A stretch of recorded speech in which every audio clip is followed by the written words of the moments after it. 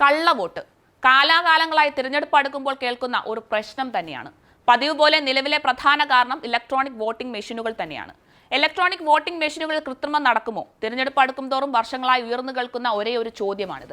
അത്തരത്തിലൊരു കൃത്രിമം നടക്കില്ലെന്ന് തിരഞ്ഞെടുപ്പ് കമ്മീഷൻ പലതവണ ആവർത്തിച്ചിട്ടും ഇത് സംബന്ധിച്ച ഹർജികൾ തള്ളിക്കൊണ്ട് കഴിഞ്ഞ ദിവസം സുപ്രീം കോടതിയും പറഞ്ഞു കൃത്രിമം നടക്കില്ലെന്ന്. ഇത് സംബന്ധിച്ച് രാജ്യത്തെ പരമോന്നത നീതിപീഠം തന്നെ ഉറപ്പു നൽകിയിട്ടും വോട്ടിംഗ് മെഷീന്റെ സുതാര്യത സംബന്ധിച്ച സംശയങ്ങൾക്ക് ഇന്നും മറുപടി വന്നിട്ടില്ല എന്നതാണ് സാരം. രാജ്യത്തെ തെരഞ്ഞെടുപ്പ് പ്രക്രിയ സ്വതന്ത്രവും സുതാര്യവും നീതിയുക്തവുമാക്കുവാൻ മുഴുവൻ വിവിപാറ്റ് സ്ലിപ്പുകളും ഒത്തുനോക്കണം എന്നതായിരുന്നു ഹർജിക്കാരുടെ വാദം. നിലവിൽ ഓരോ അസംബ്ലി മണ്ഡലങ്ങളിലെയും 5 ബൂത്തുകളിലെ വിവിപാറ്റുകൾ മാത്രമാണ് എണ്ണുന്നത്. ഈ രീതി മാറ്റി മുഴുവൻ വിവിപാറ്റുകളും എണ്ണണമെന്നായിരുന്നു ഹർജിയിലെ ആവശ്യം. ഫലപ്രഖ്യാപനത്തിൽ താമസവും തടസ്സവും നേരിടുന്നു എന്നതിനേക്കാൾ പ്രധാനം സുതാര്യമായ തിരഞ്ഞെടുപ്പ് നടപ്പിലാക്കുക എന്നതാണ് എന്ന വാദവും ഹർജിക്കാർ മുന്നോട്ട് വയ്ക്കുന്നുണ്ട്. എന്നാൽ വോട്ടിംഗ് മെഷീനുകളിൽ ക്രമക്കേടുകളോ കൃത്രിമമോ സാധ്യമല്ലെന്ന് തിരഞ്ഞെടുപ്പ് കമ്മീഷന്റെ സ്ഥിരീകരണത്തിൽ നിന്നും വ്യക്തമാണെന്നായിരുന്നു കോടതിയുടെ നിരീക്ഷണം. തിരഞ്ഞെടുപ്പ് സംവിധാനത്തെ അന്ധമായി വിശ്വസിക്കുന്നത് അനാവശ്യമായ സംശയങ്ങൾക്ക് വഴിവെക്കുമെന്നും ഹർജി പരിഗണിച്ച ജസ്റ്റിസുമാരായ സഞ്ജീവ് ഖന്നയും ദീപാങ്കർ ദത്തയും അഭിപ്രായപ്പെട്ടു. എന്നാൽ തിരഞ്ഞെടുപ്പ് കമ്മീഷൻ കോടതിയിൽ നിരത്തിയ വാദങ്ങൾ മാത്രം മുഖവിലക്കെടുത്ത് നൽകിയ ഒരു വിധിയാണിതെന്നാണ് മറുപക്ഷത്തിന്റെ വിശദീകരണം. അതിനപ്പുറം വോട്ടിംഗ് മെഷീനെ കുറിച്ച് നിലനിൽക്കുന്ന സംശയങ്ങൾ ദൂരീകരിക്കാൻ ഈ വിധി പര്യാപ്തമല്ലെന്നും അവർ വാദിക്കുന്നുണ്ട്. വോട്ടിംഗ് മെഷീന്റെ സുതാര്യത സംബന്ധിച്ച് ഇതിനു മുൻപ് സംശയങ്ങൾ ഉയർന്നപ്പോഴെല്ലാം നൽകിയിരുന്ന വിശദീകരണം അതേപടി ആവർത്തിക്കുകയല്ലാതെ പുതുതായി ഒരു കാര്യവും കമ്മീഷൻ കോടതിയിൽ പറഞ്ഞിട്ടില്ലെന്നാണ് ആക്ഷേപം.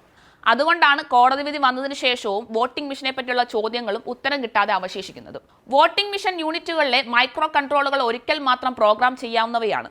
അതിനാൽ അതിൽ കൃത്രിമം നടക്കില്ലെന്നാണ് കമ്മീഷന്റെ വിശദീകരണം. എന്നാൽ മൈക്രോ കൺട്രോളിന്റെ വിവരങ്ങൾ EVM നിർമ്മാതാക്കളുടെ വെബ്സൈറ്റിൽ നിന്നും ലഭിച്ചെന്നും അതിൽ 3 തരം മെമ്മറികൾ ഉണ്ടെന്ന് പറയുന്നതായും ഹർജിക്കാർക്ക് വേണ്ടി ഹാജരായ മുതിർന്ന അഭിഭാഷകൻ പ്രശാന്ത് ഭൂഷൺ കോടതിയിൽ സംശയം പ്രകടിപ്പിച്ചു. ഫ്ലാഷ് മെമ്മറി ഉള്ളത് വീണ്ടും പ്രോഗ്രാം ചെയ്യാവുന്നതാണെന്നും അദ്ദേഹം വാദിച്ചു.